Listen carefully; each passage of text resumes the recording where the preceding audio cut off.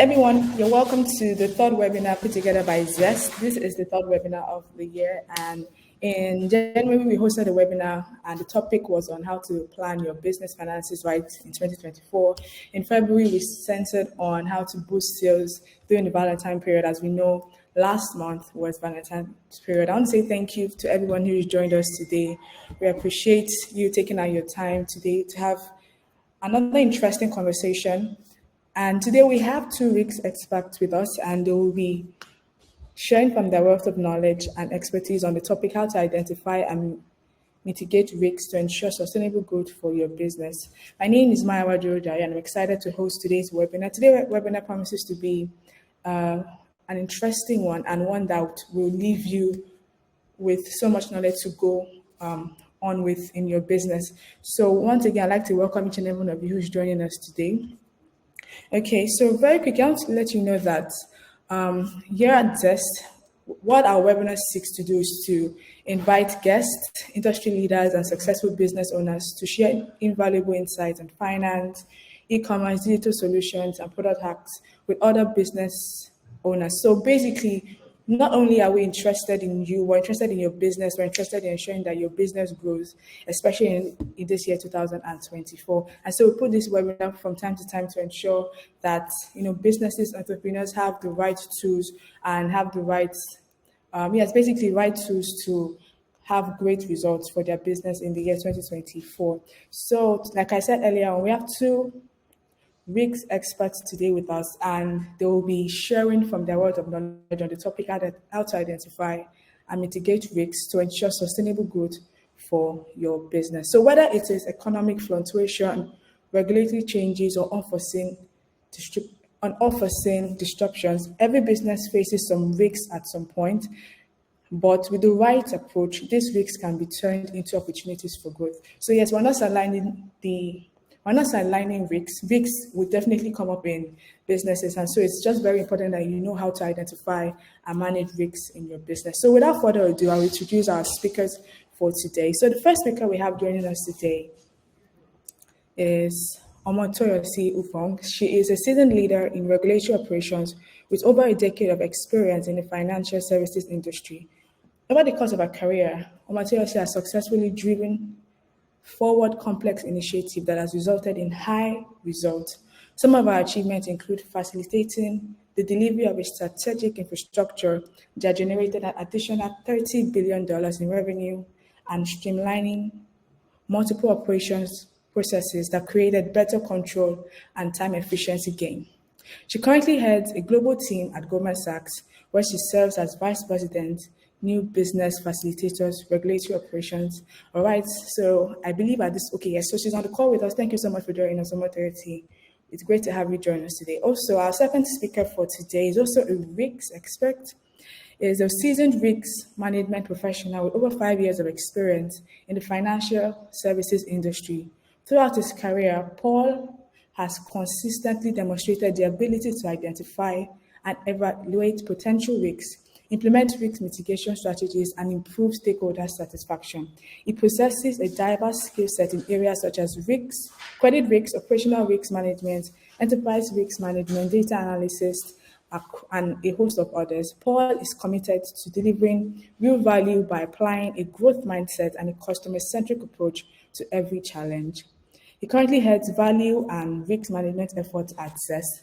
So you're also welcome, Paul Opara. Thank you so much for joining us today. So at this point in time, I'd like to crave your indulgence to please turn on your camera, both Paul and Toyosi. Let's see your beautiful faces and, just come onto the spotlights so we can dissect today's topic. You're welcome, Paul. Thank you so much for joining us, and you're welcome, Toyosi. I am trying to turn on my camera, but like I said earlier on, today's topic is how to identify and mitigate risks to ensure sustainable growth for your business.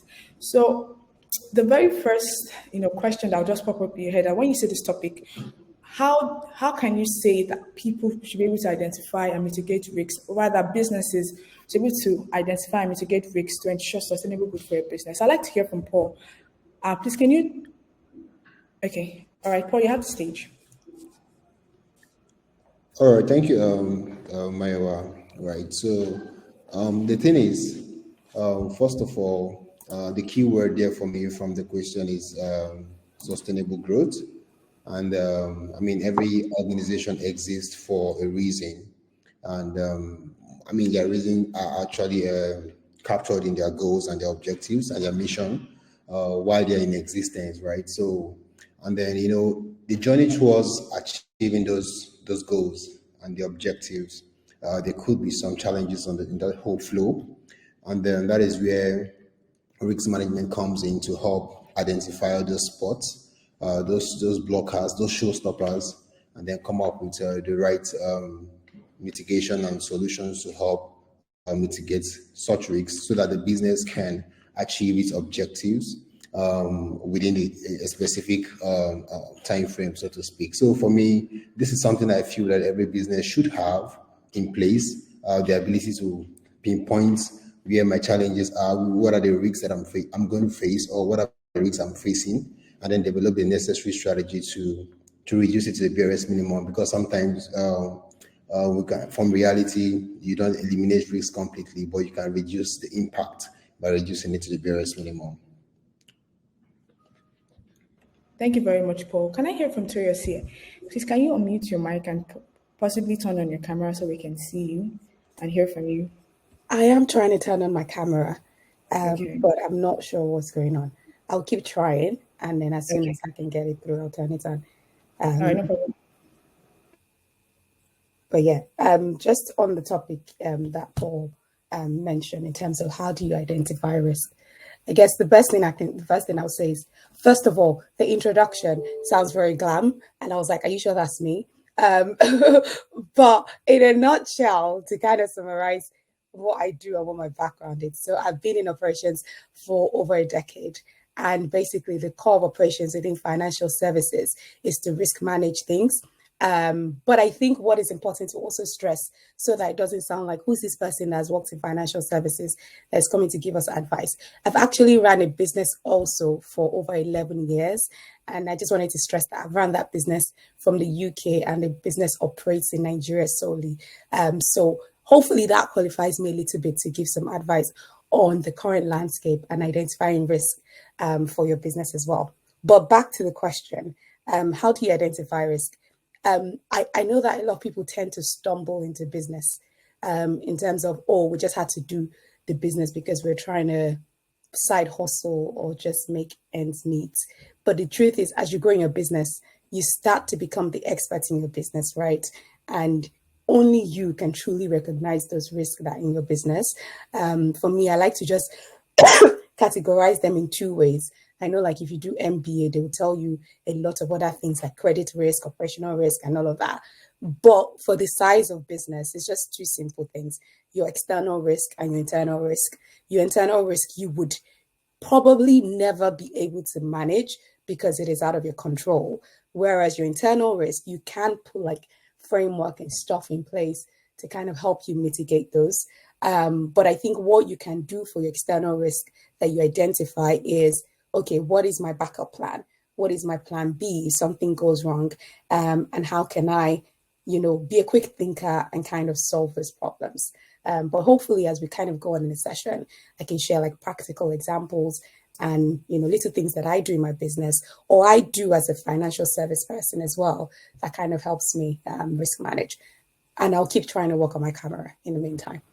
All right, thank you very much, Tracy. So I know when people hear the term risk, they just think it's something cumbersome, right?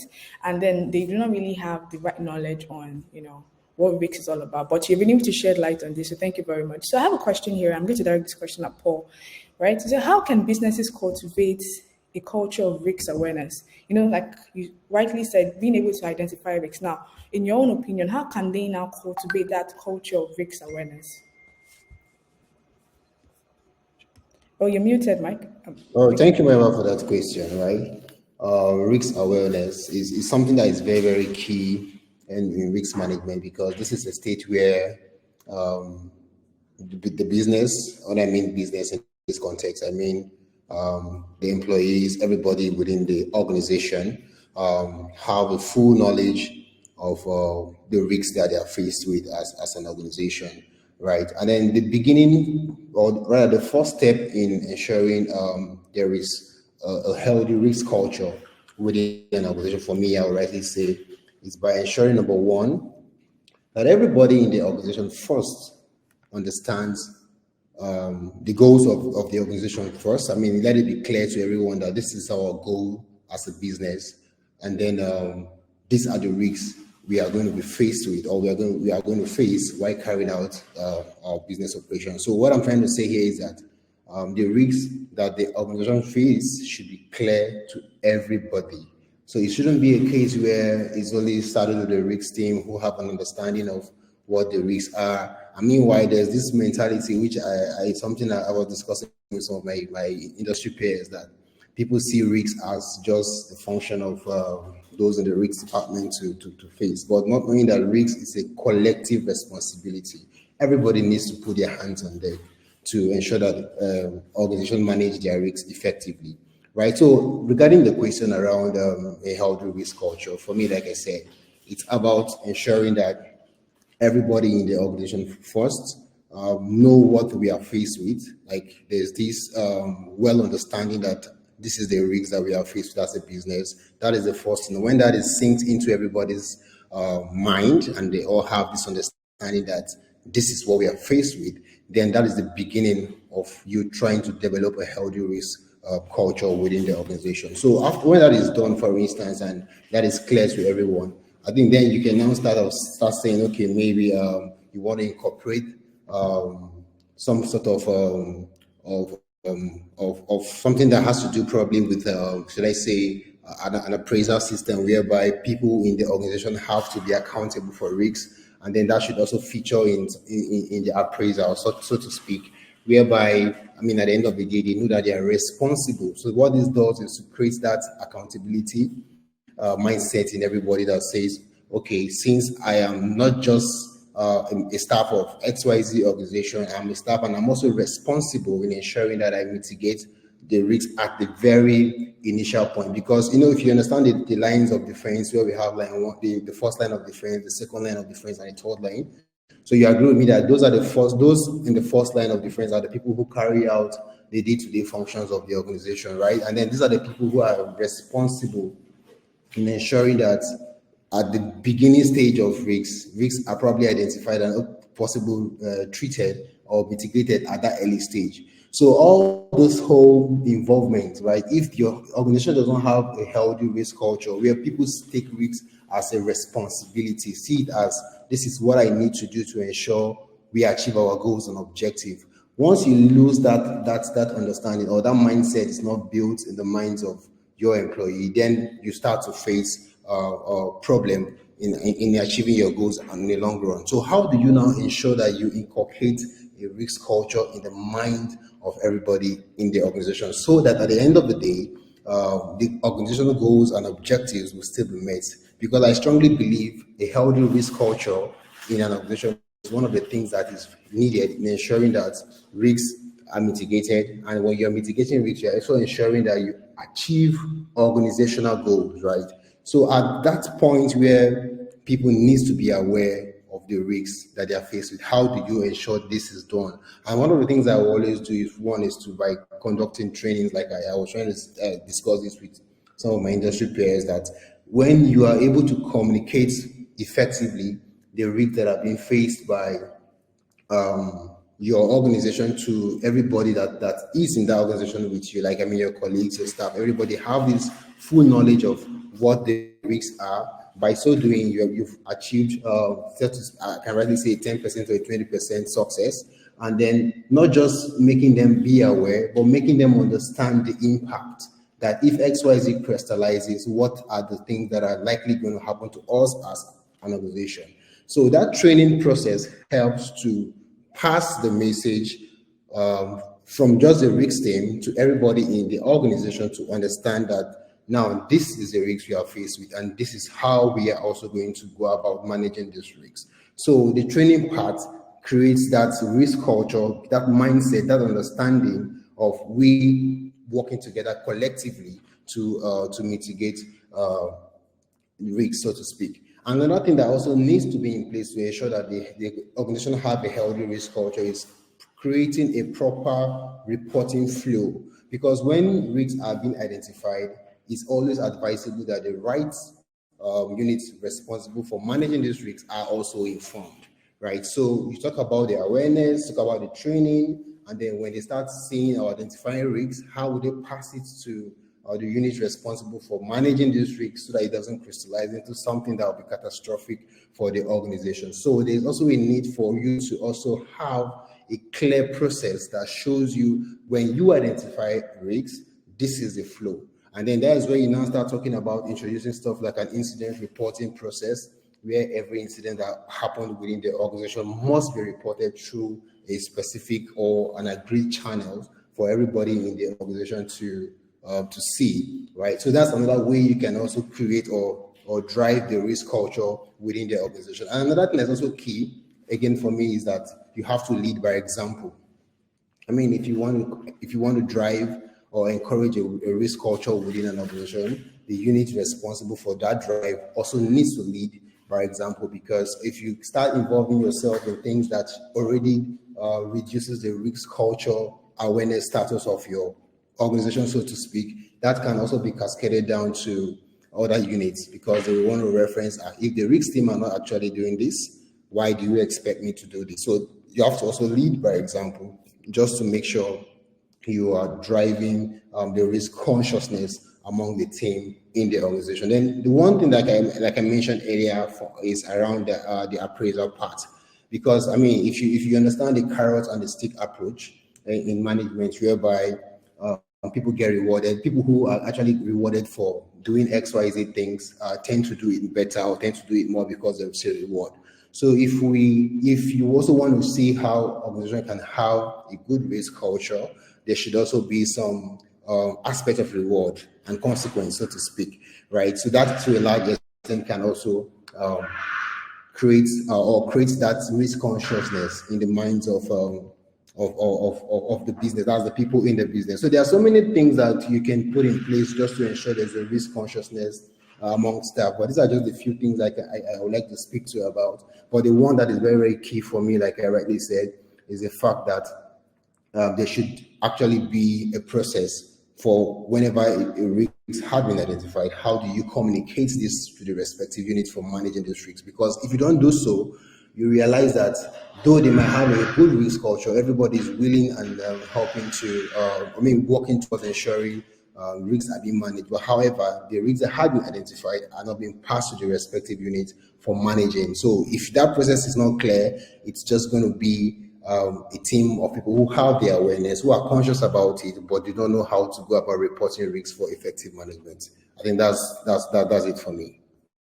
All right, thank you very much, Paul. So here's one thing that stood out for me in everything that you've said. It's the fact that sensitization has to be in place so that, everyone in the organization or everyone in that business, has that culture in mind of risk awareness. Thank you very much, Paul. So I have a question. I'm going to direct it to Toyosi at this point in time. When you were introducing yourself, you said you've been in this sector for about 10 years, over a decade. I'd like to, hear from your perspective.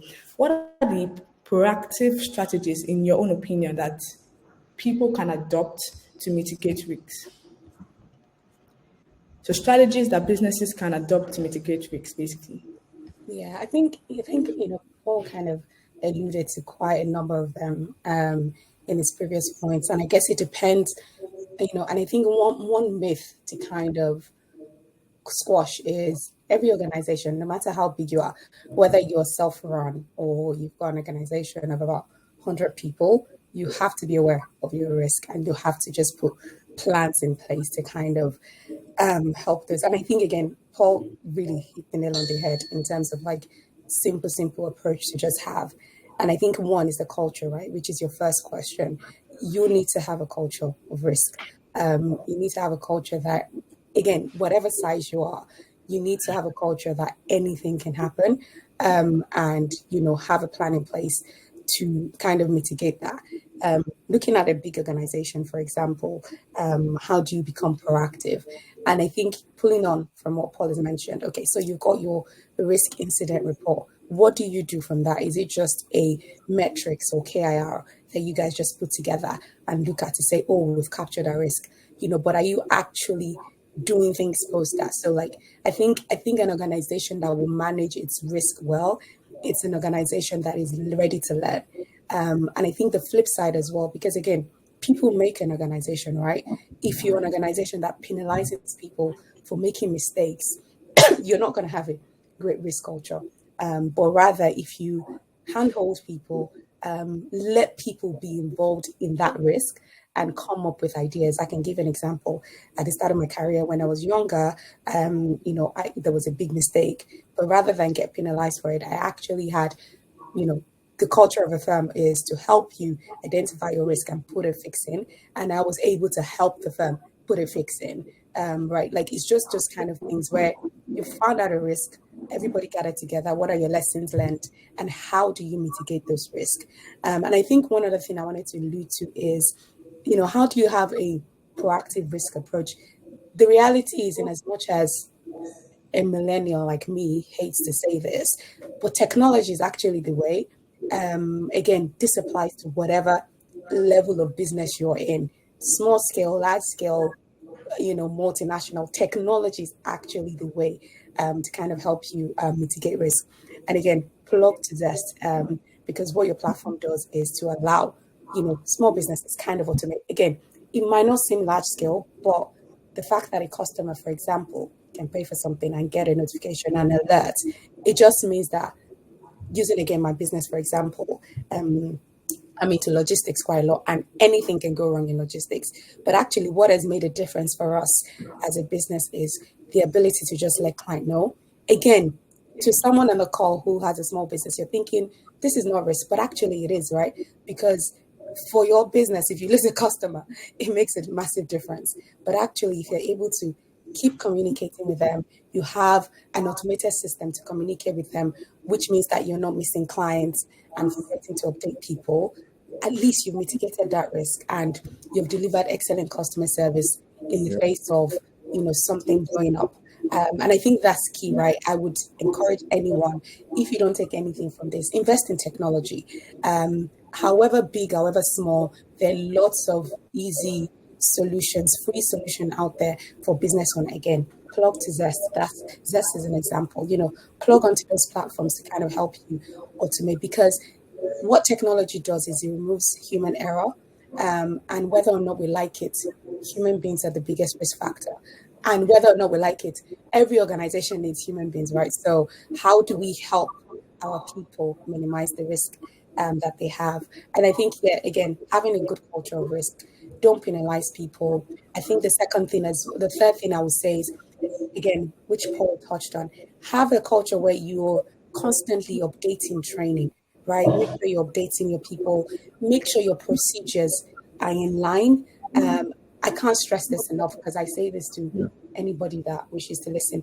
You need to have your procedures. Like, no matter how small you are, you need to have your procedures in place. You can't have person A doing stuff and person B doing something else. You would face massive issues with that. So you need to make sure you have like your procedures in line, where everything is done in the right way. Again, how does this relate to a small business? For a small business, if you're, let's use something like the way you calculate your price. You need to have a procedure in place that shows, even if it's your social media intern, how you calculate your price versus how you calculate your price. Something as simple as that. You just need to make sure like there's consistency across board. And finally, of course, you cannot mitigate all risk. Some risks come up that you've never seen. I give you an example. Again, I'm in logistics. A plane has never crashed for us. That's not to say a plane cannot crash. Why do if a plane crash? I do not know right now, but it is a risk. Hopefully it doesn't come up. If it ever comes up, I'm going to have to face it. And I think what I would say is just be aware that risks come up. You just have to deal with it. Yeah. That's true. That's very true. All right, thank you very much, Tracy. I picked out quite a number of things from what you said. Talk about being able to be clear in your communication with whoever you're dealing with, leveraging of technology. So just a follow-up question to you, Tracy. based off on your previous response, I'd like to ask, you spoke about technology and how it can erase human error and how it can contribute significantly to mitigating risks. In your opinion, right? What's the role of data analysis and how can data analysis be leveraged, by businesses to strengthen their risk management capabilities? Exactly. I'm not. Chelsea, did you hear me?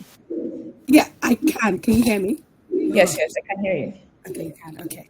I'm trying to work on my camera, that's why.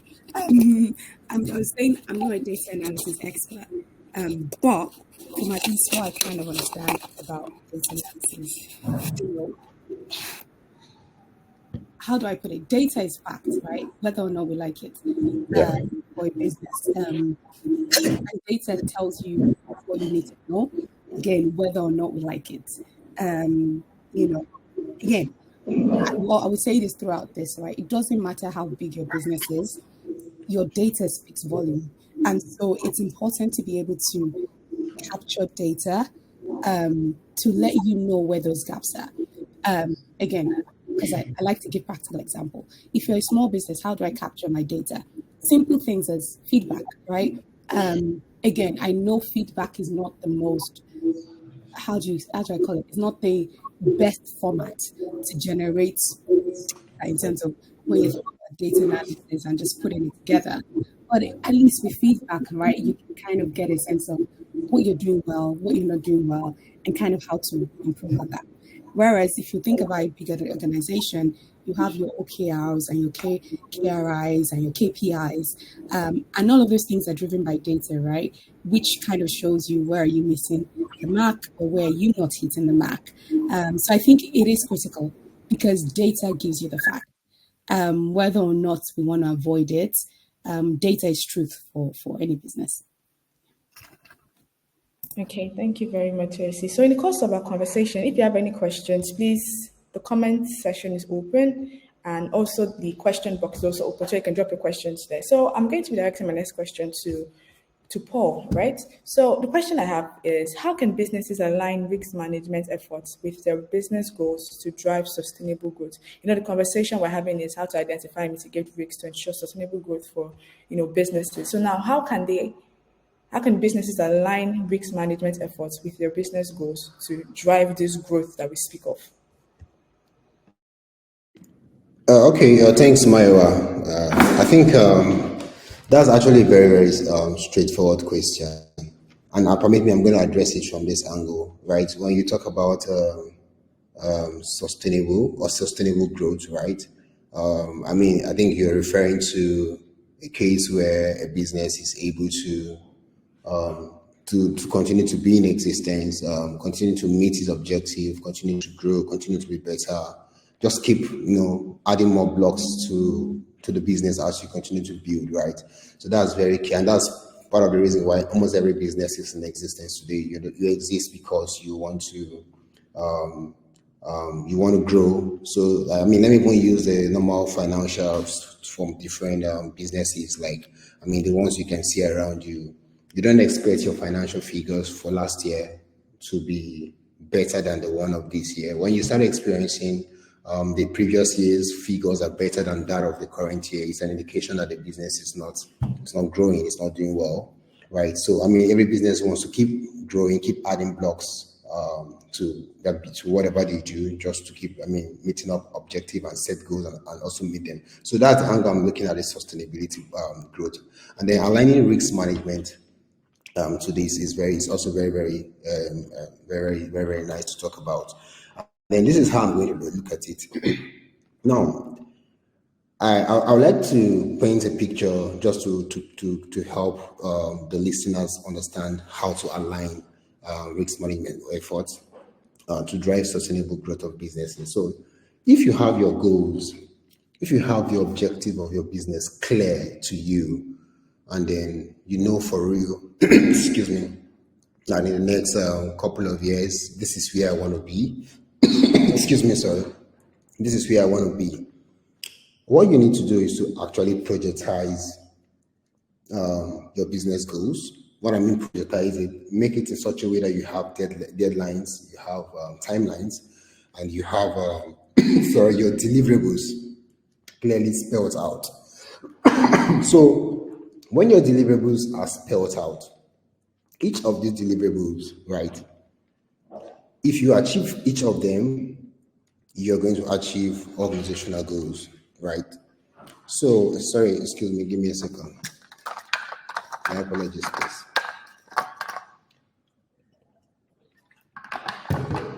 Sorry about that. So when you achieve each of these deliverables, you're ending up achieving the whole organizational goals. Now, when you start missing out by not achieving each of your deliverables, mind you, your deliverables are what takes you to your goals, right, as a business.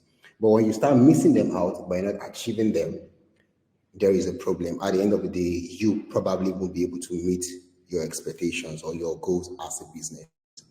So if you're going to projectize them, you also need to be able to identify what are my showstoppers? What are the stumbling blocks for me as a business? What are those things that can happen and I probably won't be able to meet my expectation or meet my goals and objective as a business? You have to also be able to identify. And that also brings us back to the risk management process again, which involves risk identification, risk assessment, risk analysis, risk evaluation, and everything. It brings us back to that process, right? So when you're able to identify those risks that are going to cause showstoppers in you achieving your objectives, you need to really come back to the drawing board and do a proper analysis of that risk to know the impact, the likelihood, and the severity and everything. And then even the risk score, the weight of the risk. Is it a high risk or is it a low risk? And then once you're able to do these things, you can now come back and now say, which of these risks do I have what it takes to treat? What kind of treatment do I need to apportion to this risk? Do I need to mitigate it? Do I need to transfer it? Do I need to avoid it completely? So all these things must be clearly spelled out. And if you're able to do these things, at the end of the day, excuse me, sorry, I've been something check me up.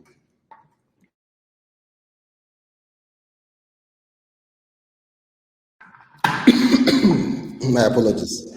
Sorry. So when you're able to identify what the next thing for you to do is to carry out a proper analysis of these risks, because mind you, your goal is to align them to organizational to the growth of the business, sustainable growth of the business. So if the risks you've identified are probably not risks that are probably going to affect your goals and objectives, that means you need to do some work around the risk identification process properly, because you can't be identifying risks that does not affect your goals, does not affect your objectives. So if you're able to do that and get the risks, what next you need to do is to do the proper analysis, like I said, do the normal treatment, and then you monitor. Then I think you just flow through the whole risk management process, develop your key risk indicators. What are those things that you need to know about a particular risk? Is it I mean, how often do they occur? Get everything clearly spotted, and then you monitor. Now, the reason for you monitoring these risks is just because you want to ensure that at every point in time when there is a trigger, you're able to see and then come up with solutions. Some might be immediate, some could be a long-lasting remediation that you want to put in place. Some could be a decision that needs to be made just to ensure that you stay on track as a business, right? So it's always good you monitor whatever kind of risks you've identified as a business, even though you are selling as low as bread. Whatever risks you've identified, you don't just identify and then you let go, right? You have to bring it into the risk management process. So that risk management process entirely, I see it like the processing point, because risk identification is one bit of it. Then the whole analysis to the point of knowing where, how does this affect me as a business is also another very key thing that must be clearly spelled out. So when that is done, you now see that the whole channel, the whole process is towards ensuring that in that journey towards achieving your goals, those possible risks that could stop you from achieving them have been identified, have been actually evaluated, have been treated, and then you're now monitoring. So when you now realize that any of these items are triggering or are beginning to crystallize, or outcomes are suggesting that this risk might reoccur again, you still need to start working towards around developing the necessary strategy to also clear that part or to also trace that risk, right? So, and there's something that happens, or rather, it's something I can rightly say with most businesses in Nigeria, so to speak. Most businesses in Nigeria today do have competitors, right? They do have competitors, and most of them are not business that you say, I'm in existence today, I'm enjoying monopoly, I don't have anybody competing with me. Most business in Nigeria today have competitors, and it's something that I want to use this opportunity to probably re-echo that if you ask me today, aside credit risks, which happens to be, or access to facility, which happens to be one of the issues businesses face, I mean, small businesses face. Aside that, they also have an issue of client management, so to speak, because you have competitors doing what you are doing. You need to also top up your client engagement skills to ensure that you're also on track, because that's the cost of carrying out your risk identification. If you miss out things like this, so this is a key risk for me, to so to speak. I will see it as a key risk for every business, because how do you manage your customers? If you don't manage your customers very well, they are definitely going to switch to other competitors like you, and then probably do business with them, right? So why I had to go through this strategy is just for us to understand that aside the popular saying way back in 5 years, 3 years ago, that most of the issues businesses face in Nigeria is access to credit, right? It has gone beyond that part. Even there are people who are willing to still offer you credit, but you as a business person, how do you manage your customers? Right. If you do that, if you manage your customers properly, you've also gone a long way in managing your risks properly. Because I mean, the only reason why a customer wants to stay with you and do business with you is because they are satisfied with your services, right? But if you're not doing or offering them a top-notch service, they will switch because you have competitors. Okay, so that is actually a risk that I expect to see in every business in Nigeria today. If you are carrying out your risk identification, I expect to see such things, because that is key. That's gone beyond access to credit, and then has gone beyond how do you manage the clients that you have. Because mind you, if I'm interested, if I like your service today, the next thing I need to do as your customer, I'll refer someone, and then referrals are actually very strong in channeling customers to your business. So it's depending on how you treat me that determines how or why I should even refer somebody to your business. So this is actually a risk that I would want to always recommend that business should take serious. How do you manage your clients? If you know that that sector or that section of your business is not well managed, I think you need to do something about All that. right. So the whole process, so to speak, right, is you aligning risk management works, ensuring that at the end of the day, you achieve your goals and objective as a business, and that's where your the sustainability growth comes into play. Thank you. Thank you very much, Paul. There's one thing I picked up from what you said. It's about, managing your customers, then you manage your risks. Like, that's one thing that stood out for me from what you said so far. It's lovely to see you, Teresa, and put a face, to the name. Thank you so Yeah, much. this is where you see. Yeah, so I have a question. I'm going to direct it to you, Teresa, at this point in time. We've been talking about risk management and the likes, and oftentimes businesses will definitely face potential threats, right? So now, how can businesses implement robust risk assessment framework just to evaluate these threats, potential threats that they may face in their business? In your own opinion, how can they implement risk assessment frameworks? Yeah, finally, I was able to risk manage the situation. But I think it's important to kind of bring everything back to the climate we're in, right? And that's Nigeria. Again, I think Paul kind of alluded to it earlier by saying that your clients, right, at the end of the day. And I think one of the notes I kind of wrote here is, if there's anything I also want you to leave with today, is things are bound to go wrong, but your stakeholder management is what's going to set you apart. And that stakeholder management is your client. If you're a bigger organization, it's your shareholders, your board of directors, and stuff like that. So, like, how do you deal with threats and things like that? I think I'll use my business, as an example of kind of how my business has grown in the past 10 years or 11 years. And I'm going to have like a mix of gloom and doom kind of perspective, because I think like the reality is you have to be realistic about stuff. So my business started in about 2020, 2012, 2013. And at that time, again, my risk that I've identified for my business, which one I've spoken about is logistics, right? We move things via sea and air. Anything can happen. Right now, there is a massive war. They've not declared it a war, but there's a lot of bombing in the Red Sea. I've got sea containers moving. I know automatically my sea containers are delayed because of the shooting. My prayer now is none of my cargoes get bombed. So you see, that's one risk I've identified. But the other risk that affects my business massively is actually FX. And I remember when I first started my business, we were strictly retail. So we'll buy things and resell. Again, I am one of those people who actually came into business because I was like, oh, people want stuff, let's do it. It took a few years when I had the first setback, which was FX went from 250 to 500 or something like that, which then made me say, okay, stop. We're doing this all wrong. And then we had to change our process, learn and relearn and just remodel ourselves.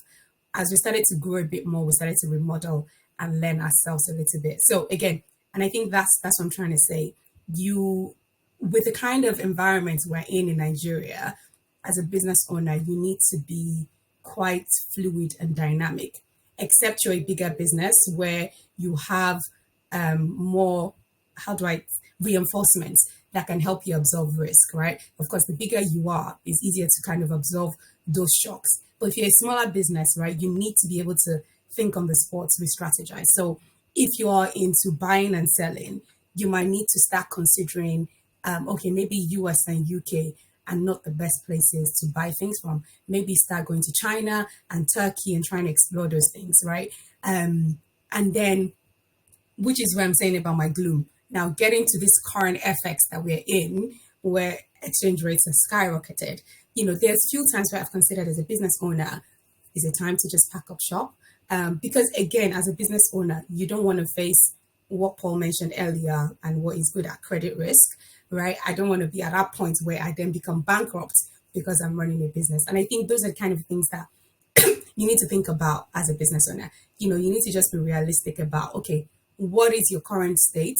The threat that I'm facing, is it something I can plan for? Can I source my things cheaper? Can I find better partnership? I give you an example. When, in my business as well, I source for a lot of wholesalers, right? It's easy to kind of buy off market and get the retail price, but actually that doesn't make my wholesaler competitive. So what I've done in a lot of instances for my wholesaler is go directly to the company that they want to buy for and initiate a wholesale relationship and say, hey, give me your wholesale price. I will sort out the logistics for you. And then I'll move the things for you to Nigeria. And that works for a number of companies, right? And I think again, as a business owner, you need to know your business. I think what I've seen with a lot of people is people don't tend to know their business. You need to know your business and you need to be able to ask as well. There is always 99% of problems are solvable. I think some things are not solvable. For example, if a plane crashes, but 99% of things are solvable. And again, I say this, even if a plane crash, what is my plan B? I will rebuy this stuff for my clients and send it, right? Like there's always a way to solve a problem. And as a business owner, to be truly successful, you have to be a problem solver. Like you cannot be in shock. Like if you're in shock, get over your shock in 2 minutes and kind of snap out of it, right? Like you cannot be in shock for too long. And I think like both of them kind of go hand in hand, right? Being a problem solver and a risk manager. Identify that risk. Consult with again, I'm talking from a small business. Let's talk about medium-sized business. Consult with your mentors, your sponsors. Think about the next plan, and I think that's how you can rightly handle threats. Again, your competitors are your threats as well. Maintain a good, excellent client relationship. Like I think Paul stressed it, but I can't stress it enough. I would say for me as a business owner, that has truly been our saving grace. Just having a clear line of communication with our clients, maintaining excellent client service, keeping your clients informed. What's worse than not knowing what's happening with your things? And I think oftentimes we forget that as business owners and just forget, hey, just keep this person posted. And I think even for a big organization, right? If you are in a big organization, in my firm, we call it escalating, right? Having a culture that escalates stuff, even if it doesn't seem like a problem. And this is what I say to Yeah.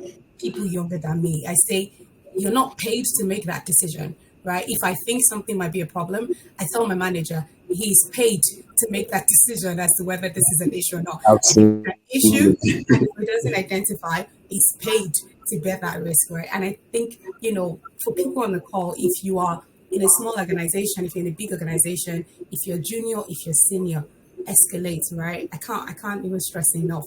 If it smells like a problem, let them know and let them decide whether it is a problem or not. And I think have that mindset across board, no matter how big or small you are. Thank you very much, Toyasi, for sharing with us today. And thank you so much as well, Paul. So we're gradually wrapping up and coming to the end of this discussion for today. Like, I'm going to pick out what you said. One of your last statement was, if it smells like a problem, do the right thing, escalate. So yes, I want you both in a minute, right? We're speaking on how to mitigate risks, how to identify risks. What are the effects of not being able to identify and mitigate this risk? I want people on this call to be able to know how we can affect businesses. When Chelsea was speaking, I heard her say bankruptcy, right? What are some of the other effects that businesses would tend to experience if they are unable to put all of it under check?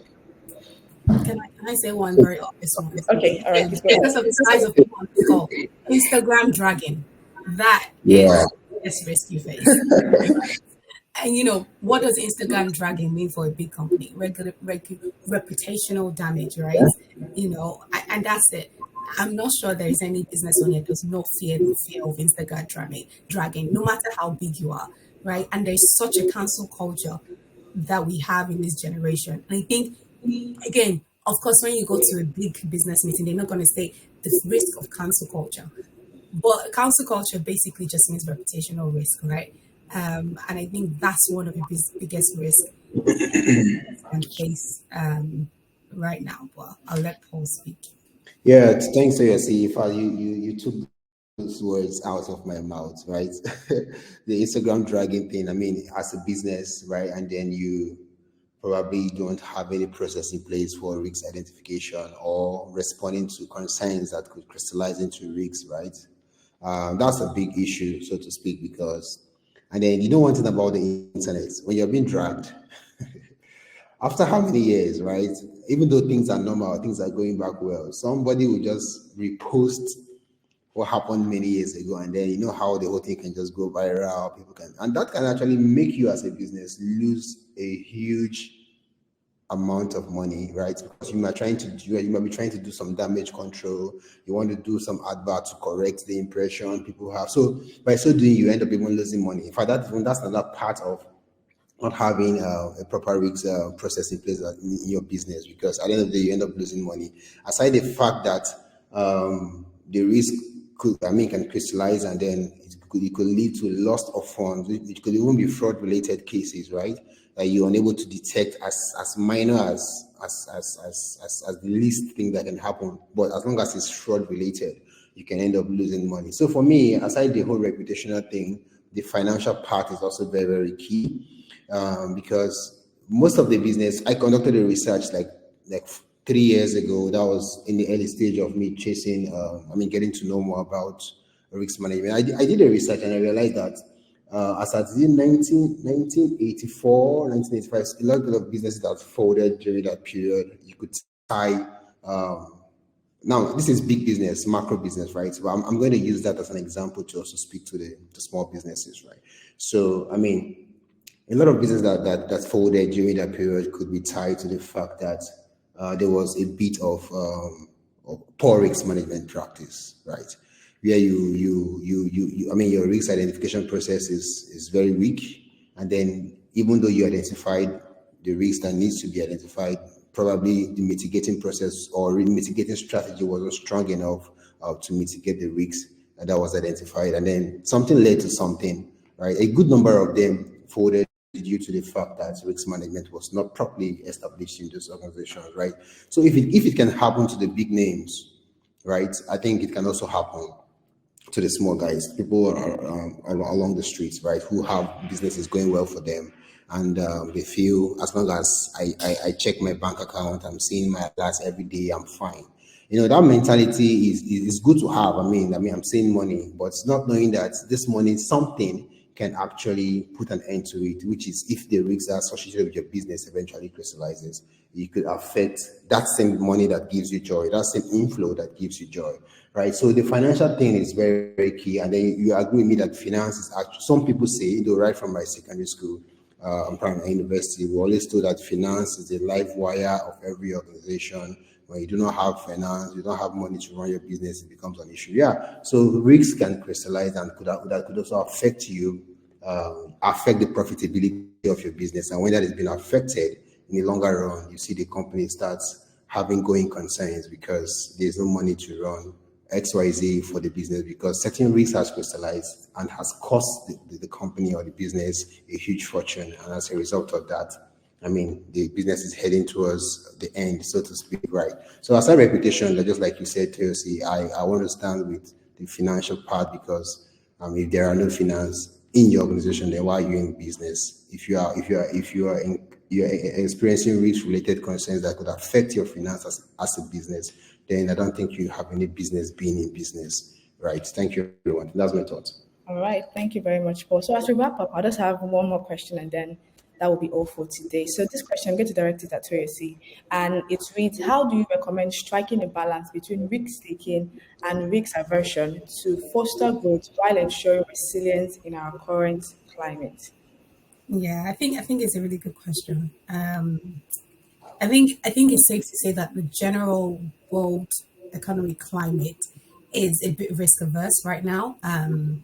People are not investing. I think people are not investing as much, and that's why you can see a lot of central banks raising rates. Although like US and UK have kind of slowed that down, but people are trying to force people to invest. And I think sometimes we think that we're too small to follow the trend. Again, I'm going to pull a small comma to that. Nigeria is a very peculiar market, right? Yeah. I wouldn't say follow the trend with Nigeria in most cases, but I think that even though we're very peculiar, things often trickle down. Um, and so, you know, I almost want to say read the world, right? The world right now is a bit kind of reserved and conservative. Now, the flip side is how do you strike that balance with, risk taking? Now, in as much as a lot of people are holding back on investment, global spending isn't as great. There's inflation everywhere, GDP, some economies are in recession. But there's a flip side, right? Even though you don't want to spend money, you don't want to lose money, right? Because as Paul said, risk management, if you do not get a hold of your risk, you will lose money, right? And you don't want to be in a place where you're losing money. Um, Thinking about big organizations, a lot of them try to avoid fines at this point. You don't want to get fined for doing something wrong. And so you just have to be, in as much as you're capping on an area, you're also making sure things are being done efficiently, smoothly, risk have been identified. Again, this applies probably to big organizations who have things like that. But for a small organization, right, like that, let's say you're into retail, buying and selling, how do I minimize my risk at this point? Now, I know I mentioned earlier that plan B, things are more expensive, going to Turkey or China to get stuff. But you know what annoys customers a lot? If your quality of stuff is very poor, right? How do I make sure that even though I'm sourcing from China and Turkey, I'm getting the best quality, right? So that even though I'm trying to be risk averse, reduce my financial risk, I'm not incurring the risk of returns, right? Or again, I'm not incurring the risk of Instagram dragging, right? I think like that's a practical example. And I think that's the way to kind of think about it. Okay, I want to make sure the quality of what I offer is a lot. Now, what happens in a case where the quality is not great? I'll give you an example because, again, I'm a personal shopper, and one of the things I do is source stuff for you and buy. Of course, I don't make the stuff that I source for you; the store does. And so I had an instance when exchange rates were quite high, and a client bought an item, and then the client is like, "Oh, you know, I don't really like the way this shoe looks," blah blah blah blah blah, and all of that. Of course, for me, what I try and do is I wouldn't sell you something that I can't vouch for the quality. And so a way to just manage that situation was say to the client, hey, I appreciate, thanks for the feedback. I appreciate that. But I want to assure you that I actually trust this brand quite a lot because it's a brand that I would personally use. But also, I also want you to realize that I know that the price might have seemed higher, but it's actually just because of the exchange rate. But I think what I'm trying to allude to that is just managing that situation, right? That was a risk of someone coming to drag me on Instagram. I'm sure the client wouldn't have done that, but that could have potentially escalated to that. But it's just trying to mitigate that situation. And I think another thing, again, for small businesses, especially in this time, I know that things are super, super frustrating, but it's just empathy as well, right? And even when people are hot-headed, just trying to reel them in. Again, bringing it back to the question, I think for the risk aversion side, read the world in the sense that people are not really taking risk as much anymore these days because of the way the economy is going. But on the other side of risk taking, just make sure you know your risk and don't take unnecessary risk. When someone sends you money, go and check your bank statements. Don't just assume that a bank transact, like little things like that. Just do it. Check your bank statement. Check that the person is paying. I think one thing I wanted to say actually before we end this call is I know a lot of us small businesses do things on credit because that's how we kind of build our customers. You need to have a plan, especially in this current climate of FX. You need to have a plan in place to kind of mitigate those risks. And even if it's something as small as updating your legal documents to put clause and terms in place, actually, that's one thing I should say. Your legal documents, as tiny as it sounds, but you have to realize that as long as a customer exchanges money with you, they are agreeing to your terms and conditions. So today, if you're a small business owner, you don't have terms and conditions. If you don't take anything away from this call, because we all spoke English, go and do terms and conditions. Like that would save you a lot of trouble, and that would help you and safeguard your business in a lot of way. Hopefully that helps, and hopefully that kind of answers the question as well. Certainly it does. Thank you very much, Toyosi and Paul, for sharing from your wealth of knowledge and expertise and doing justice to today's topic, which once again is how to identify and mitigate risks to ensure sustainable growth for your business. At Zest, we're really concerned about growth and we're really concerned about everyone achieving the goal that they set for themselves. And so we put together these webinars month after month to ensure that business owners maximize this year and have great results. So I want to say thank you once again to Paul and Teres. Thank you for your time. Thank you for sharing with us today. So it's been an exciting conversation. And as always, we would be putting a link to the form to give feedback here. So we have the feedback form in the comment section. So please, click on the link and drop your feedback so that we know how engaging this conversation was and how helpful this webinar has been so far. I want to say thank you to everyone who has joined us today. I believe that, we've taken one or two things out of the conversation from today, and we'll move on with this for our businesses to, experience sustainable growth. Yes, so that is pretty much it. And we're drawing the curtains to today's webinar. Thank you everyone once again for joining. My name is Maya Wadrojaye, and it's been such a great time hosting today's webinar. I will see you next month, God's willing. So do enjoy the rest of your day. Thank you very much. So please do not forget to click on the link to provide your feedback. And also one more thing just before we go, like I said earlier on in the conversation, Zest is a payment.